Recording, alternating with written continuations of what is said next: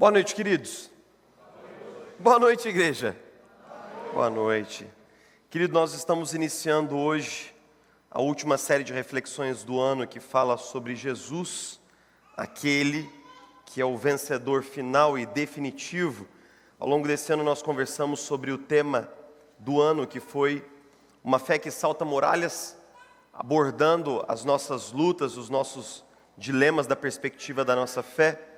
E abrindo essa nova série, essa última série, nós vamos refletir lá no Evangelho de Marcos, no capítulo 15, versículo 33. Evangelho de Marcos, capítulo 15, versículo 33.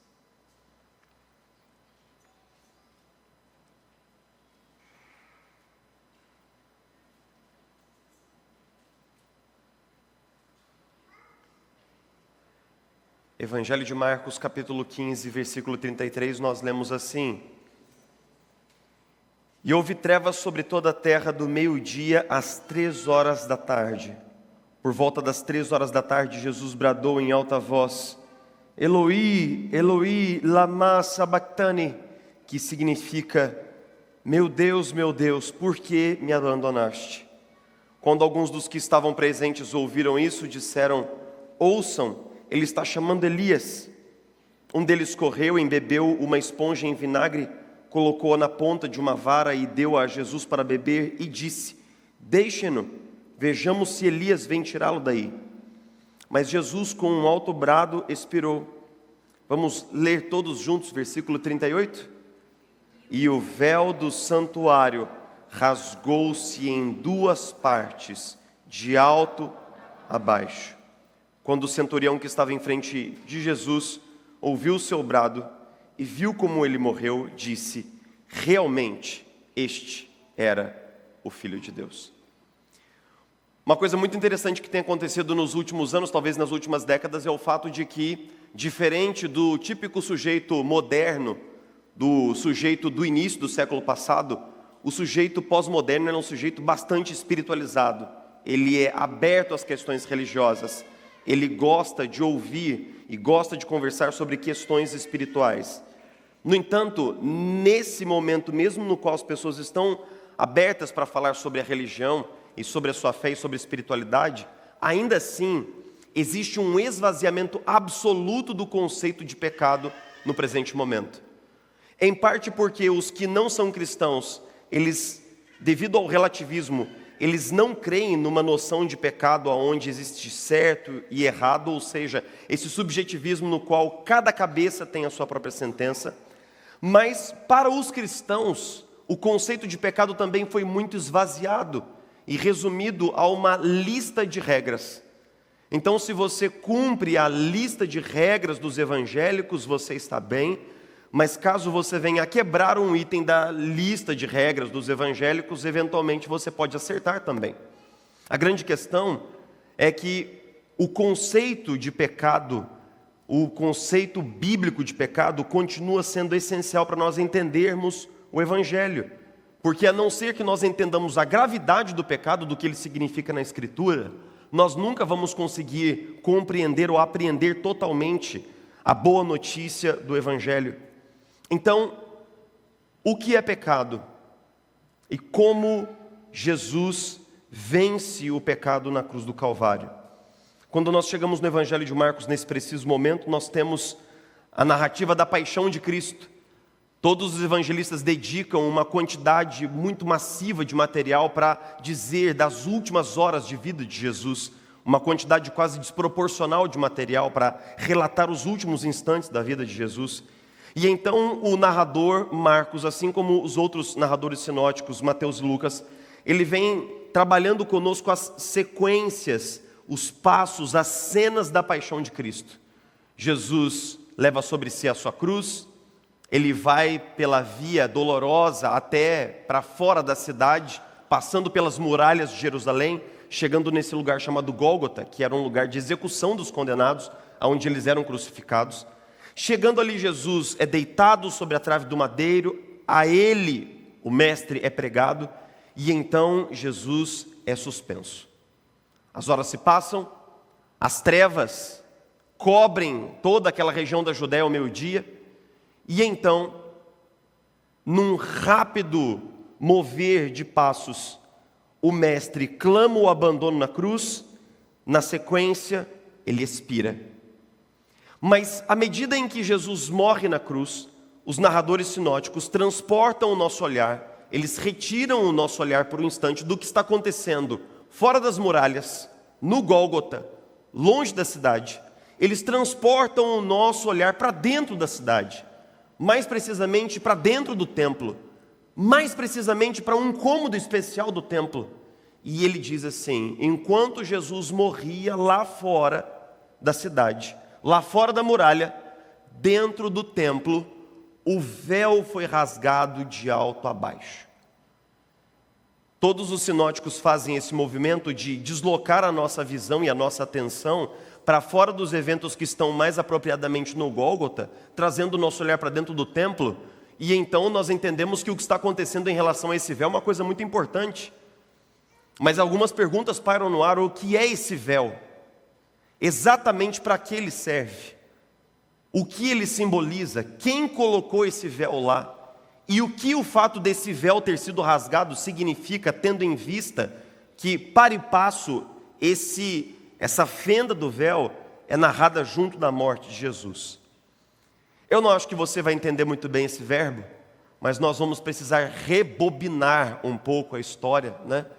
Talvez você não seja daquele tempo em que, depois de assistir um filme emocionante, né, no final de semana, antes de devolver a fita cassete, você tinha que rebobinar o filme, né? Mas rebobinando o filme, Deus retira o seu povo Israel do Egito com sua poderosa mão e conduz o seu povo até o Sinai. No Sinai Deus manifesta a sua glória, Moisés sobe o Sinai, e no Sinai Deus revela então a sua lei por meio de Moisés. A lei não é apenas as 10 palavras, os 10 comandos, o decálogo, mas a lei é todo um conjunto de instruções sobre como aquele povo deveria viver agora que eles são o povo de Deus. E então Deus dá uma instrução muito precisa e detalhada para que aquele povo montasse um tabernáculo, aonde seria uma espécie de um templo móvel, um templo que seria montado e desmontado ao longo das peregrinações de Israel. O que era o tabernáculo? Era uma grande tenda. Todas as medidas, as cores, os tecidos dessa tenda são descritos por Deus minuciosamente na sua lei. E o que nós vamos descobrir? Que fora do tabernáculo existe, fora dessa tenda do encontro, existe uma espécie de um quintal onde o adorador se achega para prestar os seus sacrifícios. Ele não pode entrar na tenda. Dentro da tenda só pode entrar os sacerdotes. Mas dentro da tenda, se você fosse um sacerdote e pudesse adentrar a tenda, você veria que dentro da tenda existem 2 cômodos. Um primeiro cômodo, chamado Santo Lugar. Mas haveria então, e Deus mesmo prescreve, que seja feita uma cortina, um véu, uma divisória, aonde, para além do Santo Lugar, havia um espaço mais interior, chamado de Santíssimo Lugar, ou o Santo dos Santos. Santo dos Santos é uma maneira hiperlativa do hebreu de dizer: esse é o lugar mais santo de todos. E o que está no Santo dos Santos, o que tem do lado de lá? Ora, do lado de lá existe um baú de madeira, de acácia, revestido de ouro. Sobre a tampa desse baú existem 2 anjos encravados, maravilhosamente bem feitos. Dentro desse baú nós temos as tábuas dos mandamentos, das 10 palavras. Nós temos um maná e nós temos o bordão de Arão, simbolizando todos aqueles elementos profundamente arraigados no início da história fundante de Israel. E o que esse baú simboliza? Ele simboliza a própria presença de Deus ali no Santíssimo Lugar. Quem é que pode entrar no Santíssimo Lugar? Quem é que pode passar além do véu? Dentro ali do culto que era ministrado no tabernáculo, quem poderia ir até o Santíssimo Lugar? Absolutamente ninguém. Apenas o sumo sacerdote, uma vez por ano, no dia da expiação, ele entrava e oferecia ofertas de arrependimento diante da arca da aliança, diante da própria presença de Deus. Então esse véu foi colocado ali pelo próprio Deus, para dizer o quê? para dizer que homens e mulheres pecadores não podem adentrar a presença de Deus. Eles não podem ver o rosto do Santíssimo que está revelado ali, eles não podem ter comunhão, eles não podem ter relacionamento, eles não podem se achegar a Deus. O véu é uma manifestação concreta dessa separação que existe entre um Deus absolutamente santo e um homem pecador.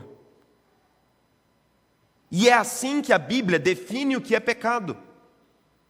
A Bíblia diz que pecado é aquilo que nós cometemos quando, num instante primitivo da história, nossos primeiros pais deram as costas para Deus. Eles que haviam sido criados por Deus, a imagem e semelhança de Deus, criados para ter comunhão com Deus, em algum momento eles deram as costas para Deus, foram embora como se Deus não existisse e continuaram vivendo assim a partir de então. E nós podemos verificar que isso é muito real para nós. Porque nós, como filhos de Adão e filhas de Eva, nós temos uma propensão intrínseca a vivermos no nosso dia a dia como se Deus absolutamente não existisse e como se Ele não contasse. Nós fazemos planos, nós tomamos decisões, nós tocamos e conduzimos a nossa vida como se Deus fosse um conceito na prateleira, como se Ele fosse algo na periferia da vida. Muitos anos depois, nós não temos notícia do que aconteceu com o tabernáculo. Nós não sabemos com o que aconteceu com toda aquela parafernália de estacas, de tecidos. Mas nós sabemos que em determinado momento os israelitas foram vencidos e os filisteus roubaram a arca do Senhor. E então Deus levantou um homem chamado Davi, e esse grande rei venceu os filisteus e repatriou a arca do Senhor, trouxe-a de volta para dentro dos limites de Israel. E então Davi falou assim: rapaz, como é que eu posso dormir no meu palácio, nessa cama king size aqui, com ar-condicionado split na minha cabeça, e mordomias reais, sendo que a arca do Senhor não tem um templo?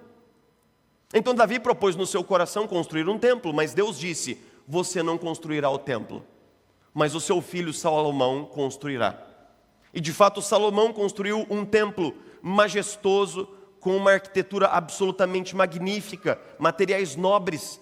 E então, na dedicação do templo, quando o véu já estava colocado no lugar, quando a arca já estava no Santíssimo Lugar, quando o templo foi consagrado a Deus, nós lemos que uma glória poderosa de Deus envolveu todos os presentes daquela cerimônia.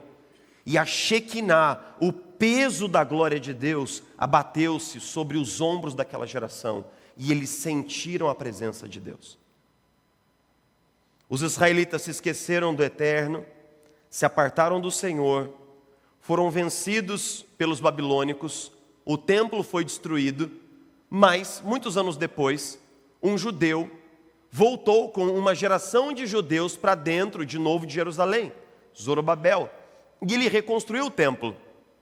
O templo de Zorobabel não tinha nem de longe toda a glória, toda a beleza e a suntuosidade do templo original de Salomão. E esse templo permaneceu modesto nas suas edificações por muito tempo. Mas, próximo do tempo de Jesus, já contemporaneamente a Jesus, um cara chamado Herodes queria fazer as pazes com os judeus, porque ele era governador da Judéia, e ele utilizou dinheiro romano, muito dinheiro de impostos, para, digamos assim, dar um banho de loja no templo.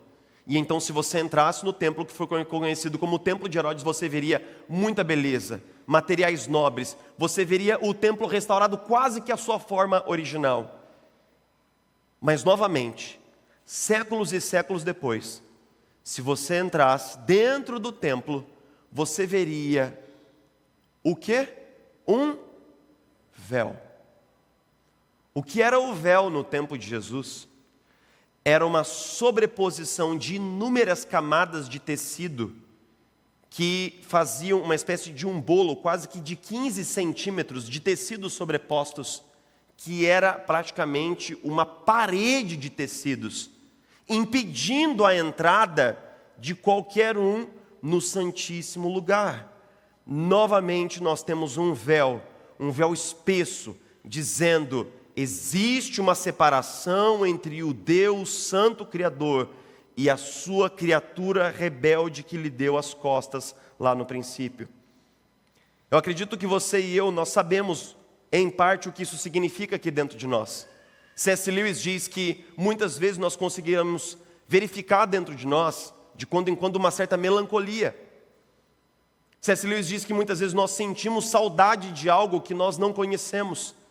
É como se dentro de nós um vazio interior, existencial, anunciasse que mesmo que a minha vida esteja indo bem e que eu esteja tendo prosperidade, eu tenho amigos, tenho um bom casamento, mas ainda assim alguma coisa falta, alguma coisa não está no lugar. Existe um vazio corroendo o coração humano, esse desejo de encontrar algo do qual fomos separados, porque de fato nós fomos separados do Deus para o qual fomos criados. Então nós começamos a distinguir um pouco melhor o que é o pecado. O pecado é uma falha moral? Com certeza.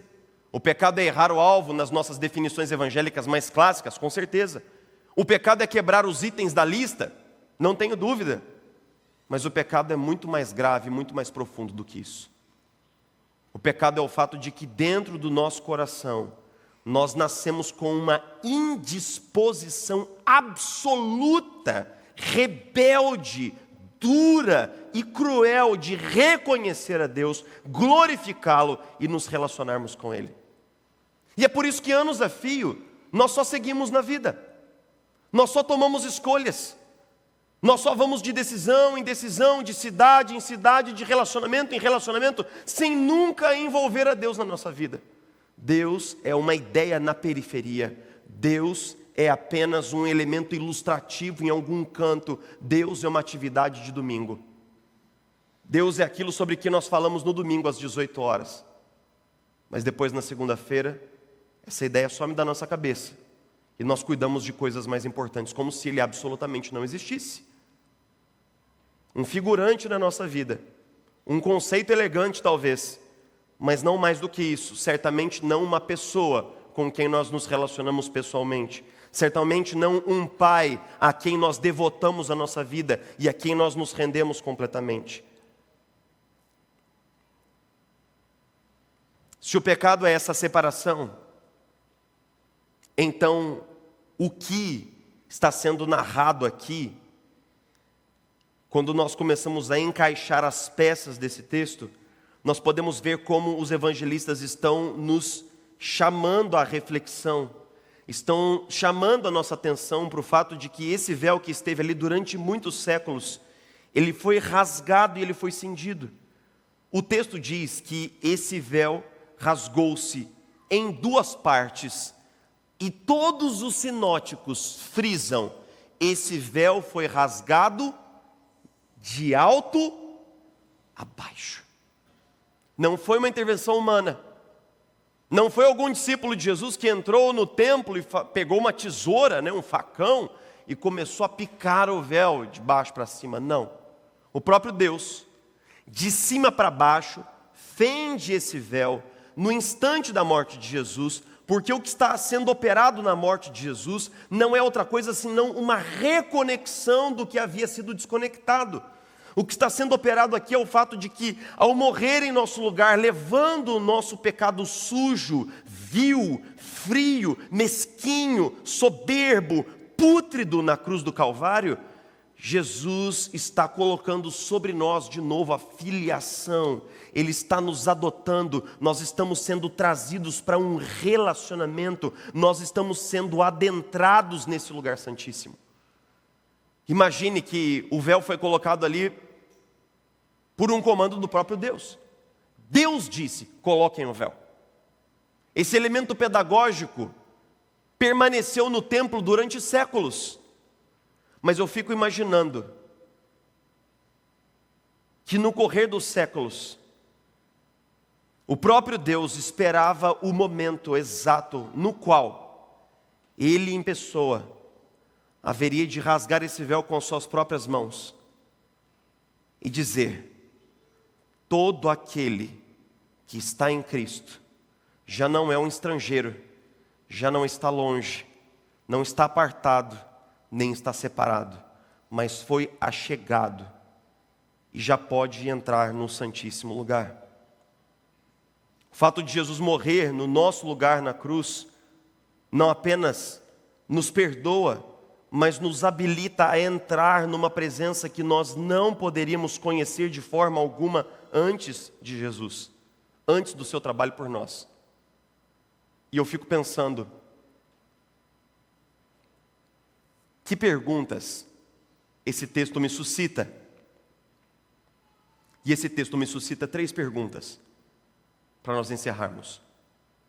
A primeira é: como eu estou lidando com a minha culpa? Como estou lidando com a minha culpa? Eu encontro muitos cristãos que dizem desposar o Evangelho, dizem crer em Jesus e afirmam que compreendem o que Jesus fez por eles na cruz. Mas são pessoas que vivem carregando um fardo pesado de culpas do passado. Pessoas que cometeram erros, pessoas que quebraram corações, que tomaram decisões, que machucaram pessoas, e o que elas fizeram realmente é grave, mas essas pessoas seguem carregando essa culpa.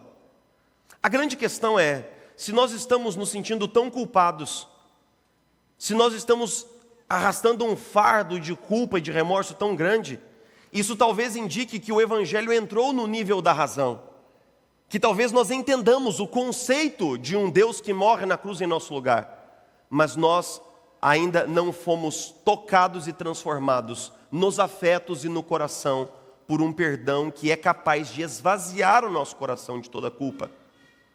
Porque o que Jesus fez morrendo na cruz foi levar sobre si toda a nossa culpa. E essa culpa, obviamente, ela não pode estar duplamente alocada. Isso seria contra a justiça de Deus. Então a grande pergunta é: como você lida com a sua culpa? E o que esse substrato de culpa no nosso coração revela sobre a nossa plena confiança no Evangelho? A segunda pergunta é: estou sendo verdadeiramente transformado?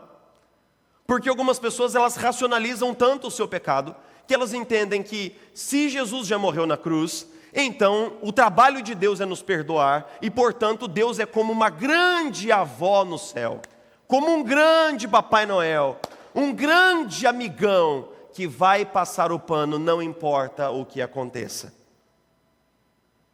Mas essa é uma forma muito trivial e banal de olhar as coisas, não é verdade? Porque se foi o meu pecado que matou Jesus na cruz, então o meu pecado é sério, é insidioso, é perigoso, é sujo, e eu não deveria brincar, nem namorar, nem domesticar o pecado na minha vida. Eu deveria levar o meu pecado a sério.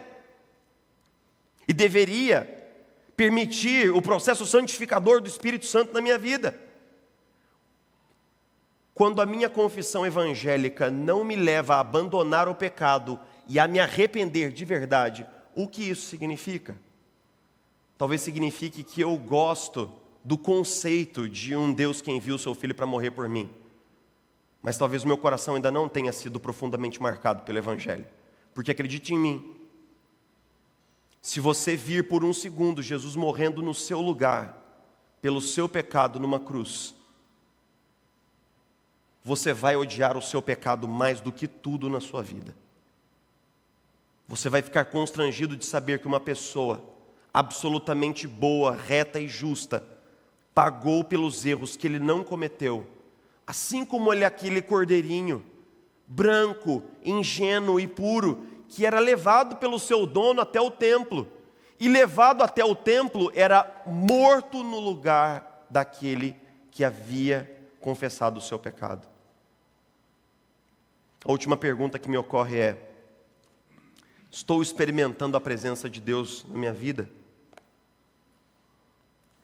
Uma curiosidade sobre o Santíssimo Lugar é que, quando o sumo sacerdote ele entrava uma vez por ano no Santíssimo Lugar, os seus colegas o preparavam.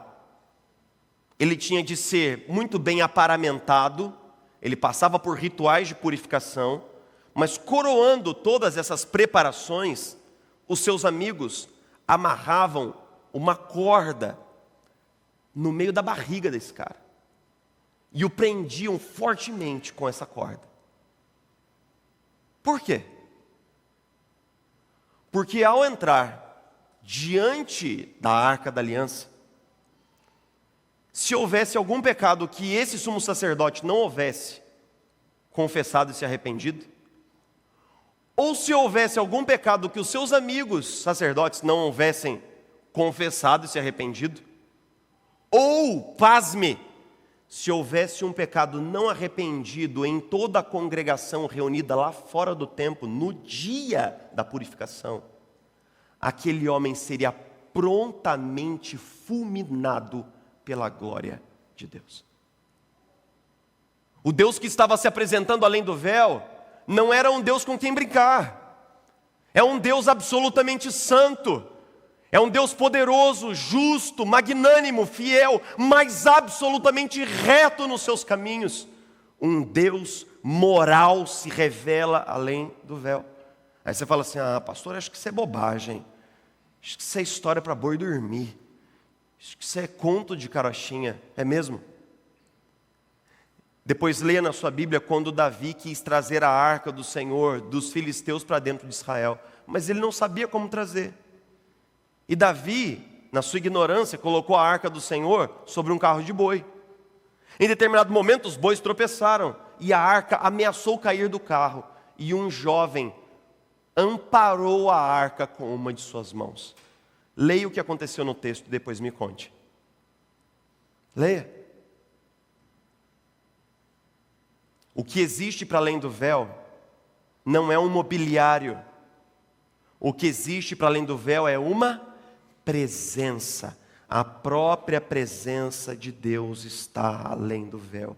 Uma presença santa. A Shekinah da glória de Deus está além do véu. Isso me leva a perguntar: qual foi a última vez que você se deparou com a presença de Deus sobre a sua vida?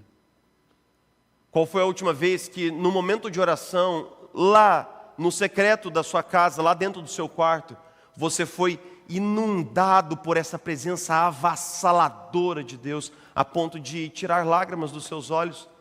Qual foi a última vez que no ajuntamento aqui da comunidade, cantando louvores ao Deus Santíssimo, você foi tocado pela presença de Deus a ponto de ser por Ele constrangido, movido, transformado, quebrantado, feito um novo homem e uma nova mulher? Qual foi a última vez?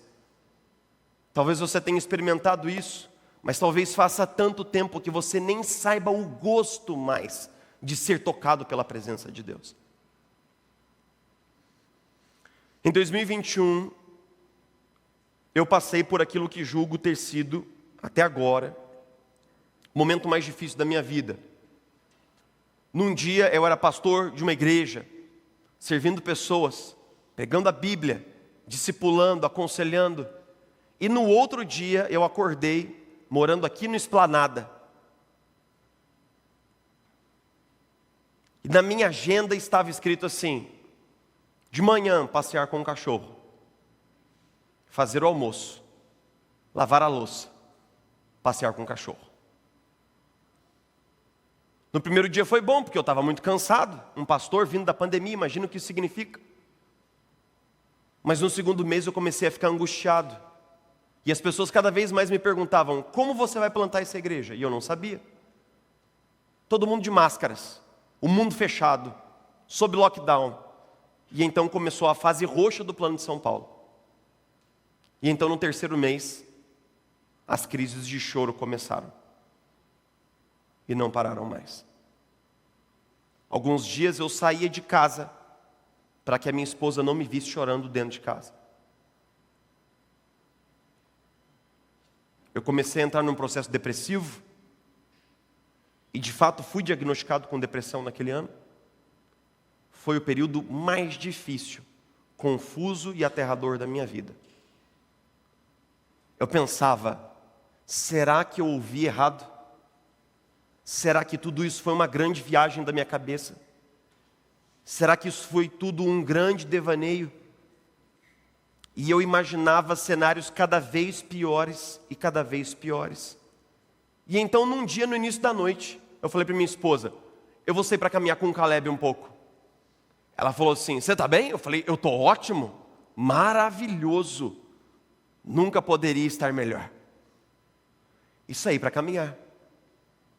Ali na beira do Vidoca, não sei se você conhece, mais ou menos em frente ao McDonald's, ali tem várias árvores, né? E a noite caiu, e começou uma chuva. E à medida em que eu caminhava sozinho, só eu e meu cachorro, uma profunda agonia se abateu sobre mim, uma profunda solidão se abateu sobre mim. E mais uma vez as crises de choro vieram. E eu abri o meu coração completamente para Deus. Eu falei, Deus, eu estou tão perdido, Senhor. Eu estou tão confuso, Senhor, eu estou aturdido. Eu não sei, Senhor, como fazer isso. Eu não sei como plantar essa igreja. Eu não sei o que fazer. Eu não conheço o caminho, Senhor, eu estou perdido.